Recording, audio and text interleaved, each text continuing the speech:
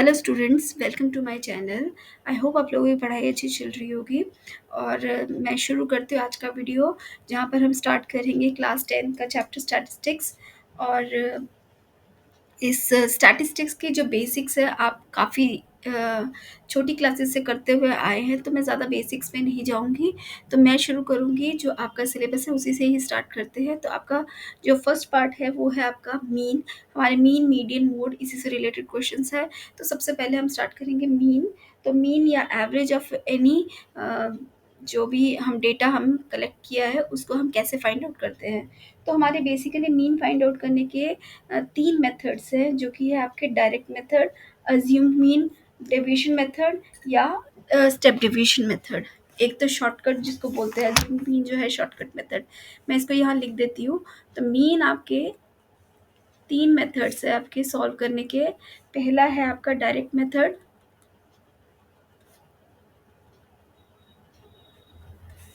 Second है आपका, इसको आप शॉर्टकट मेथड भी बोलते हो तो आप शॉर्टकट मेथड ही लिखो, जबकि इसको हम एज्यूम मीन मेथड भी बोलते हैं। ठीक है। और थर्ड है आपका स्टेप डिवीजन मेथड।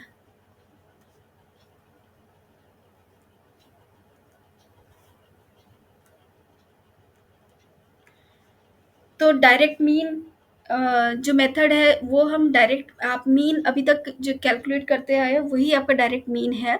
लेकिन वो जो आपने अभी तक कैलकुलेट किए हैं क्लास 9 तक, आई थिंक वो सारे ही आपके अनग्रुप डेटा के लिए आपने किए हैं।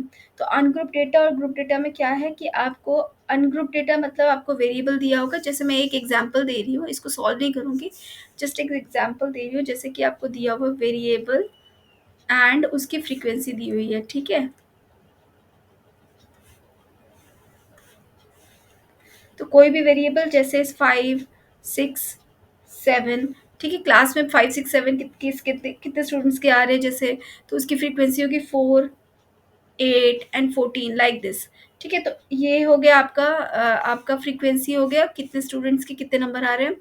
और ये वेरिएबल जो है, सपोज करो आप मार्क्स है किसी भी सब्जेक्ट के, मान लो मैथ्स के ही मार्क्स है। तो तीन स्टूडेंट्स के हमने देखे। ठीक है।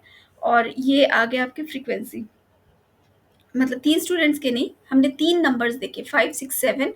तो 5, 6, 7 किस किस बच्चे के आए हैं, कितने बच्चों के आए हैं, हमने उसी को उसका डेटा बनाया। तो ये है आपका वेरिएबल फ्रीक्वेंसी। लेकिन अगर आपको यहाँ पर इसकी जगह पर ये दे दिया जाए, सपोज करो कि आपको पूछे कि 10 से 20 मार्क्स के अंदर, ये आपका सपोज 50 मार्क्स का टेस्ट है।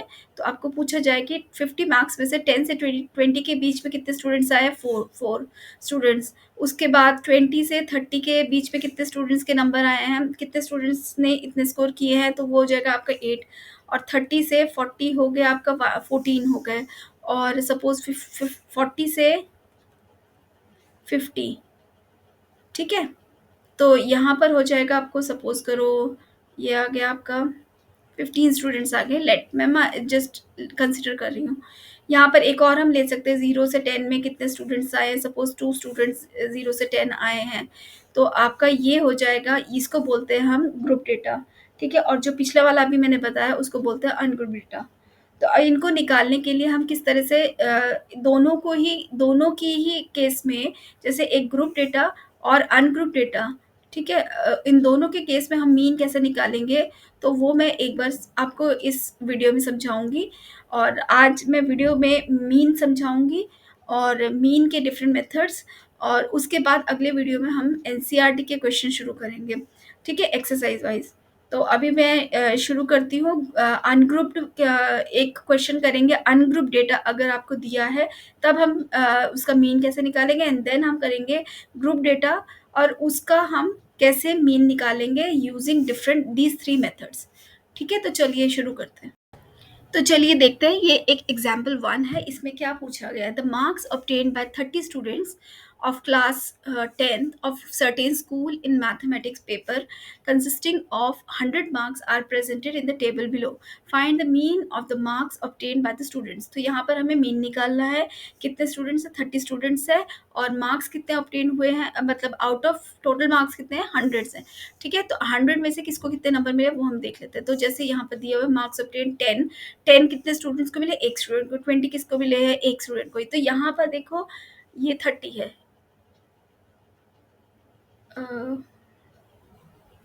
हाँ नहीं ठीक है ये, ठीक है। तो यहाँ पर हमने यहाँ पर हमें दिया हुआ है 10 मार्क्स कितने स्टूडेंट को, एक स्टूडेंट को, 20 कितने स्टूडेंट्स को, एक स्टूडेंट को, 36 कितने स्टूडेंट्स को, 3 को। यहाँ पर देखो आपको क्लास इंटरवल नहीं दिया हुआ है, यहाँ पर सिर्फ दिया है 10 नंबर कितने स्टूडेंट्स के आए हैं, एक स्टूडेंट को, 20 नंबर कितने स्टूडेंट को आए हैं, एक स्टूडेंट को, 36 मार्क्स कितने स्टूडेंट को, 3 स्टूडेंट्स को। तो ये होता है आपका अनग्रुप डेटा। ठीक है, तो अब हम इसकी कैलकुलेशन कैसे करेंगे वो देख लेते हैं। तो हमारा एक मेथड होता है, सबसे पहले मैं उसमें बता दूं कि जो आपका डायरेक्ट मेथड होता है इसमें आपका कैसे निकालते हैं इसको हम। सपोज ये आपका xi होता है, ठीक है। यहाँ पर मैं इसको ग्रुप डेटा के हिसाब से, अनग्रुप डेटा के हिसाब से कर देती हूँ। Suppose 5 6 7 8 9 like this. तो यहाँ पर आपका आ जाएगा FI XI, मतलब इन दोनों को मल्टीप्लाई करना है, इन दोनों को मल्टीप्लाई करना है, इन दोनों को, इन दोनों को, इन दोनों को, इन दोनों। तो इस तरह से FI XI। तो हमारा जो मीन होता है वो क्या होता है, summation FI XI upon summation FI। तो ये होता है आपका formula to calculate ungroup data. यहाँ पर समेशन FI क्या होता है, इन सबको ऐड करके जो आता है वो आपका समेशन FI होता है, और समेशन FI XI आएगा इनको मल्टीप्लाई करके। जैसे ये आ गया आपका 10, ये हो गया 24 लाइक दिस। इनको मल्टीप्लाई करके इनका जो सम होता है वो होगा आपका जैसे ये एक हो गए, 2 3, इन सबको मल्टीप्लाई करके ऐड करके जो वैल्यू आएगी that will be summation FI XI, और इन दोनों को हम डिवाइड कर देंगे तो वी विल गेट x बार। तो ये होता है अनग्रुप डेटा का जो हम वो निकालते हैं, मीन निकालते हैं। तो यहाँ पर भी हमने यही निकालना है। तो हम यहाँ पर क्या करेंगे, सपोज दिस इज XI और ये हो गया आपका FI। ठीक है, ये XI है, इसको बड़ा से लिख देती हूँ, और ये FI है। तो अब आपको करना है FI XI, इसको मल्टीप्लाई करना है। ठीक है, तो यहाँ पर मल्टीप्लाई कर लेते हैं, हमारी वैल्यूज क्या आ रही है।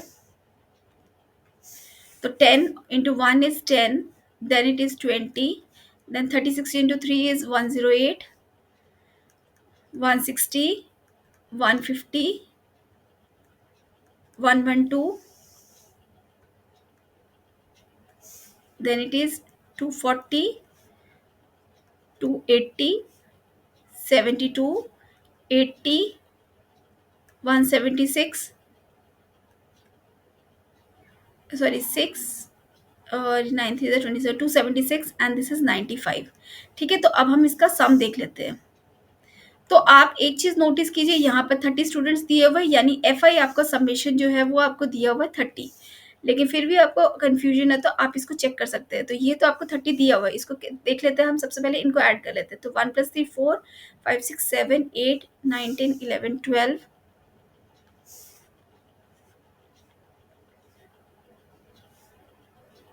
30। ठीक है, ये 30 हो गया। उसी तरह से अब हमें सबमिशन FI XI निकालना है। तो सबमिशन FI XI इनका ऐड करना है हमें। तो मैं इनको ऐड करती हूँ, तो इसको थोड़ा टाइम लगेगा, 1 मिनट में इसको ऐड करके।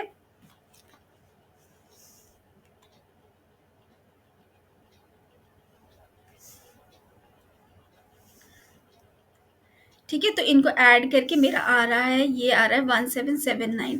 ठीक है, तो हमारा मीन क्या आ जाएगा, mean will be equal to summation FI XI upon summation FI।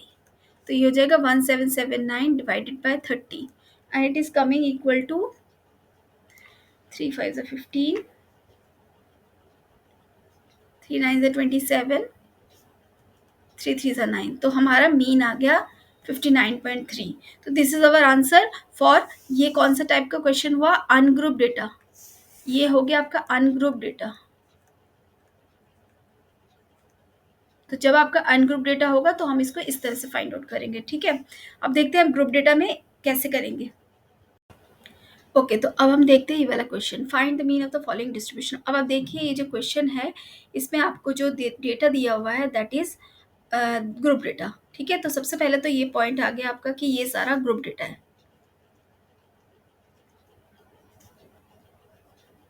तो ग्रुप डेटा में अब हम फाइंड आउट करेंगे हम कैसे निकालते हैं फ्रीक्वेंसी। तो अब ये जो सिंपल, सबसे पहले मैं आपको जो जो मैं बता रही थी, यहाँ पर हमारे 3 मेथड्स हैं। एक है आपका डायरेक्ट मेथड, शॉर्टकट मेथड और स्टेप डेविएशन मेथड। तो सबसे पहले हम डायरेक्ट मेथड से ये वाला क्वेश्चन करेंगे। ठीक है, तो चलिए करते हैं डायरेक्ट मेथड कैसे करना है।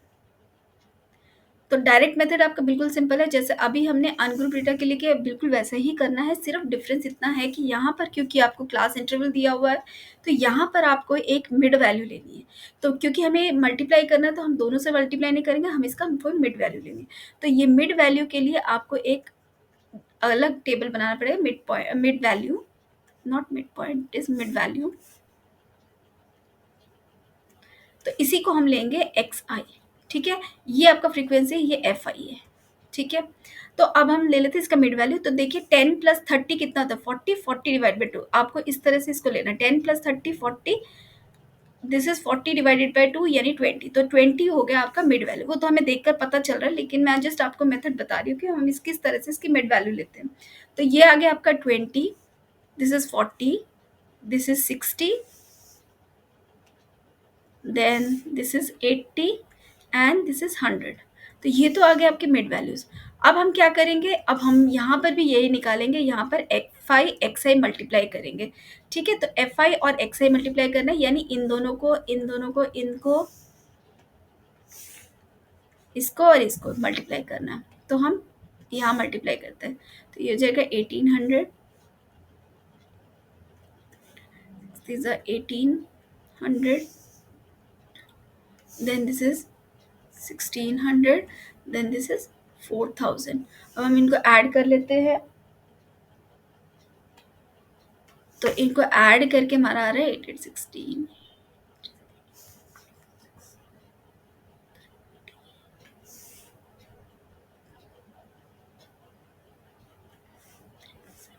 तो ये आ रहा है आपका 10,000।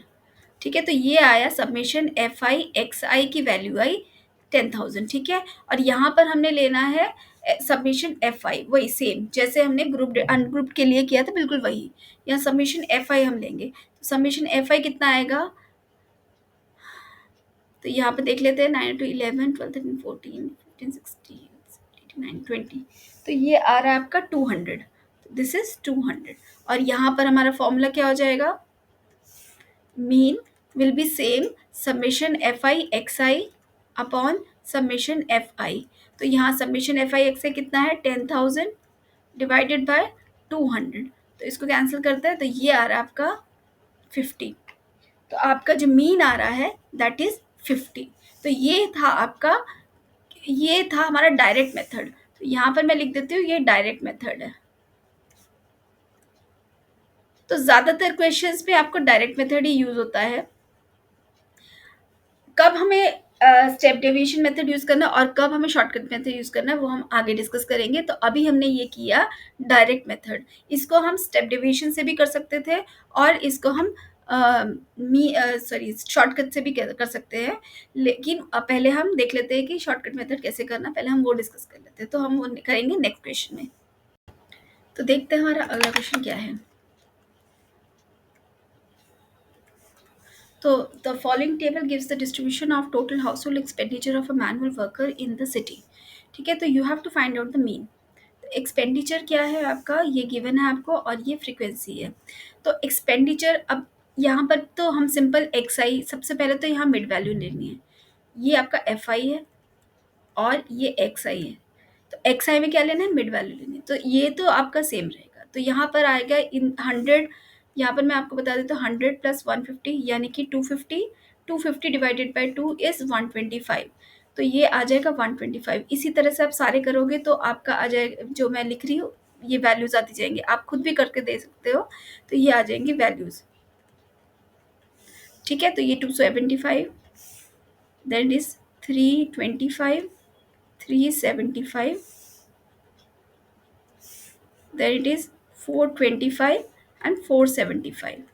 तो अब अगर इसको हम डायरेक्ट मेथड से करते हैं यानी FI/XI, तो क्या होगा? तो अब आप देखो 24 और 125 को मल्टीप्लाई करना है, इन नंबर्स को मल्टीप्लाई करना है, तो ये एक बहुत टीडियस वर्क हो जाएगा। तो हमको क्या करना पड़ेगा, इसको थोड़ा सा सिंप्लीफाई करना है। इसीलिए जो हम अब करेंगे वो है आपका शॉर्टकट मेथड।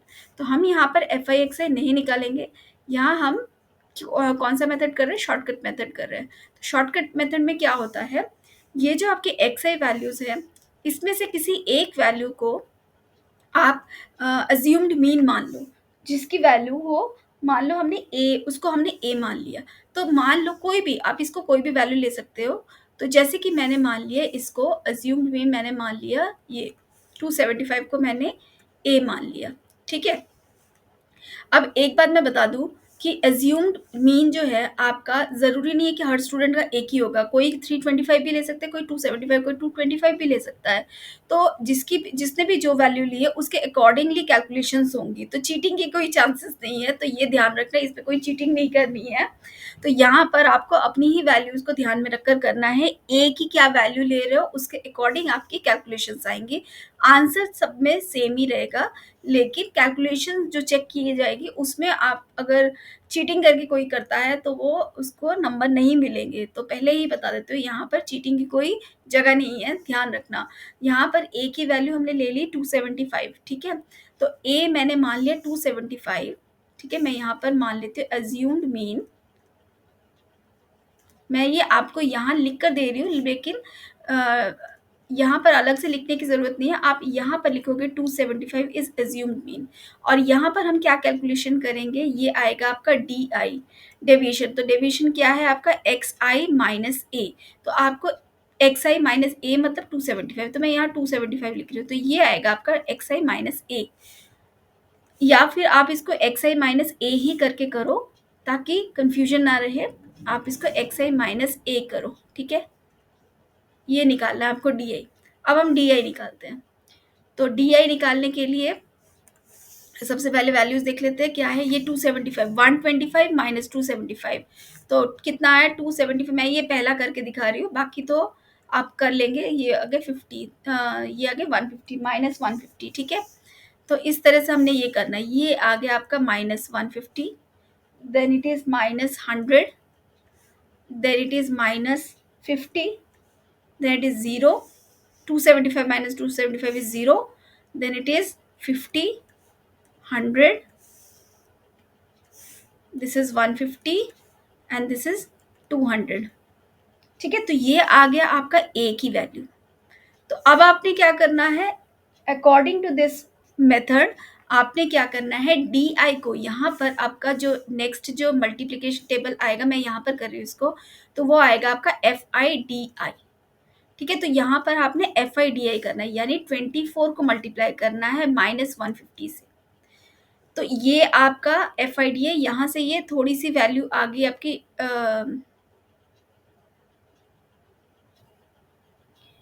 तो यहाँ पर आपने मल्टीप्लाई करना है, क्योंकि जीरोस के टर्म्स में है ना, तो ये सारे जैसे 150, 100, तो इनकी कैलकुलेशन थोड़ी सी ईजी हो जाएगी।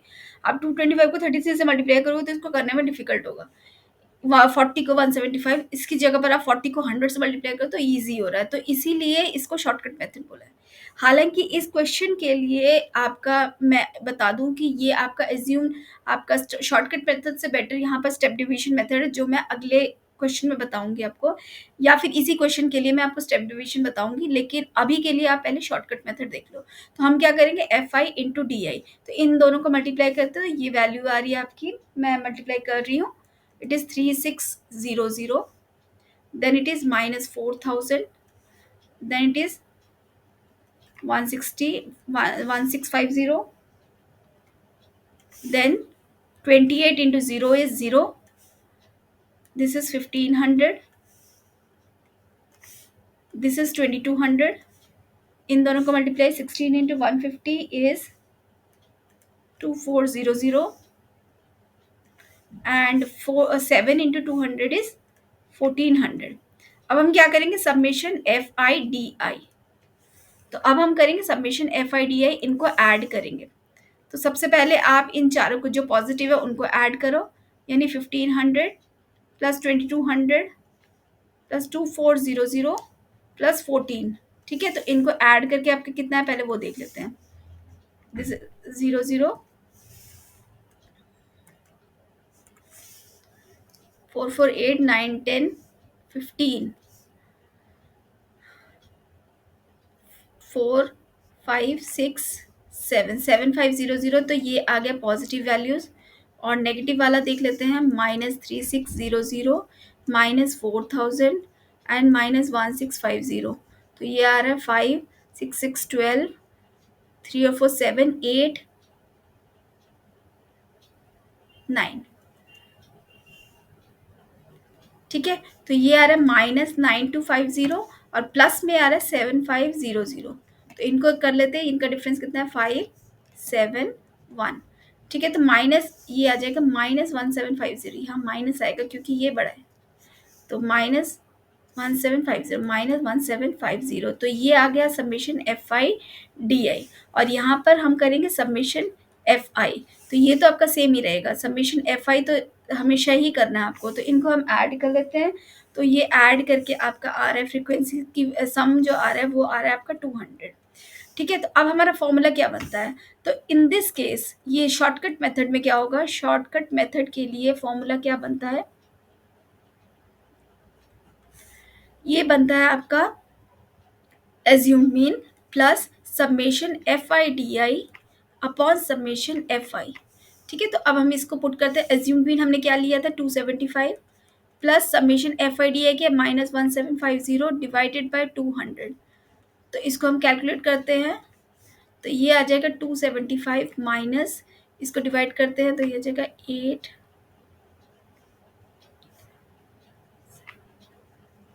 तो 8.75 इसको माइनस करेंगे तो ये आ रहा है आपका 266.25 दिस मच रुपीज। तो ये आया आपका एक्सपेंडिचर का मीन।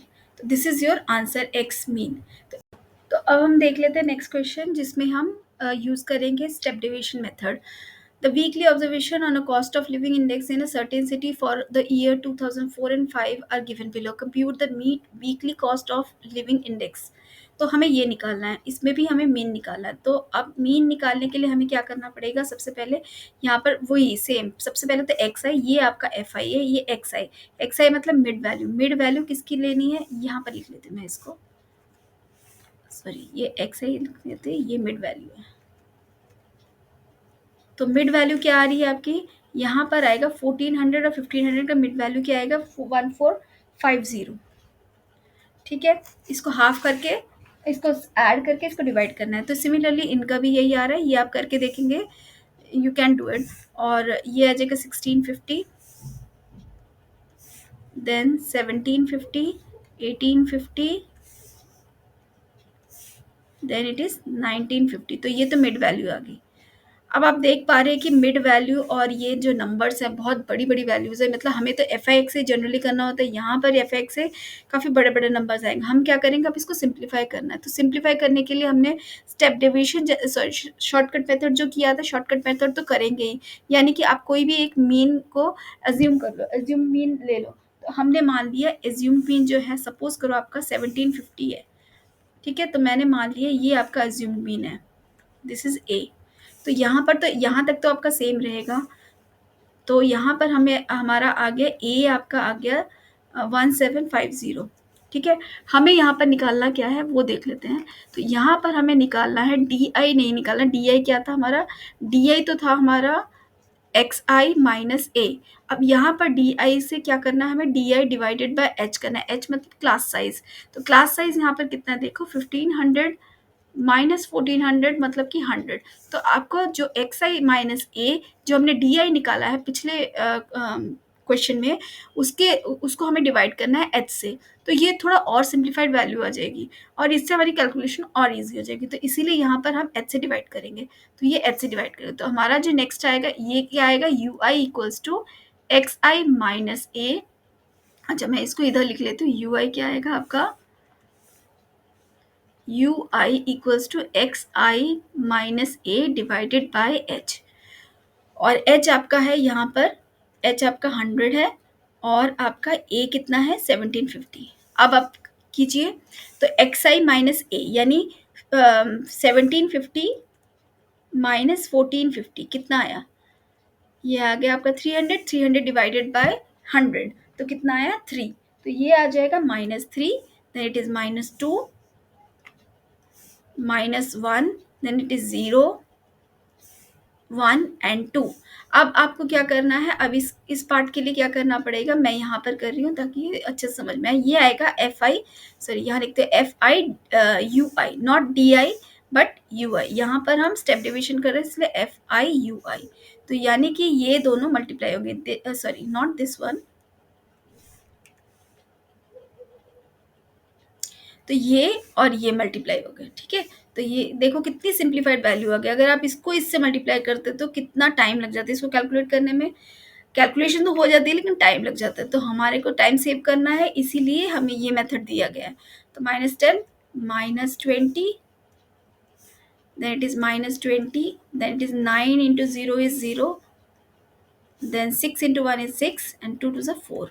तो ये तो हो गया सम आपका, ऐड हो गया, सम तो हो गया आपका, पॉजिटिव हो गया 10 और नेगेटिव कितना हुआ वो देख लेते हैं। दिस इज 20, 20, 40 और 15, 55। 55 माइनस 10 इज 45, यानी कि समेशन एफ आई यू आई कितना आया, इट इज़ -45।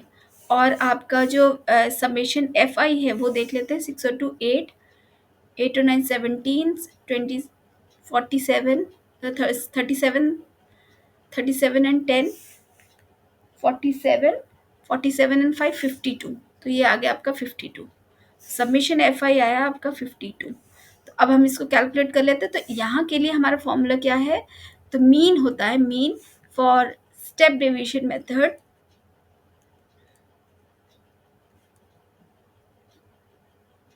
तो मीन होता है आपका x, sorry A plus summation F I U I upon summation F I into H. तो ए कितना है आपका 1750 plus summation F I U I -45 divided by 52 into H कितना है 100। तो इसको हम कैलकुलेट कर लेते हैं और ये कैलकुलेट करके हमारा वैल्यू आ रहा है 1663.46। तो ये हमारी मीन वैल्यू आ गई।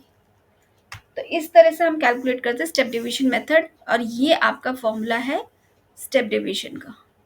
तो एक बार हम देख लेते हैं फॉर्मूलेज। ये है डायरेक्ट मेथड। डायरेक्ट मेथड का फॉर्मूला क्या होता है, X mean equals to summation F I X I upon summation F I. ये है आपका डायरेक्ट मेथड का। इसको थोड़ा सा सुंदर करके कर दूँ, दिखाई दे रहा एफ आई, ठीक है। ये है आपका डायरेक्ट मेथड। और शॉर्टकट का क्या है, ये आ जाएगा X mean equals to A assumed mean plus summation F I D I upon summation F I. ये आपका फॉर्मूला हो गया आपका शॉर्टकट का। और डी आई क्या होता है आपका, this is X I minus A and A is assumed mean, ठीक है। डी आपका डिवीजन। उसके बाद आगे step division method. Step division का फॉर्मूला क्या होगा, X bar equals to A plus summation F I U I upon summation F I into H. ये आता है आपका स्टेप डिवीजन का फॉर्मूला। तो यू आई क्या है यहाँ पर, X I minus A upon H. H क्या है आपका, क्लास साइज, ठीक है। और ए क्या है, एज्यूम्ड मीन, ये तो सेम ही है, ए आपका एज्यूम्ड मीन ये है, ठीक है। तो ये 3 फॉर्मूले थे आपके मीन के। तो इसी यही था आपका आज का वीडियो। और अब हम एनसीईआरटी का एक्सरसाइज, फर्स्ट एक्सरसाइज करेंगे नेक्स्ट वीडियो में। तो मिलते हैं नेक्स्ट वीडियो में। Thank you very much for watching.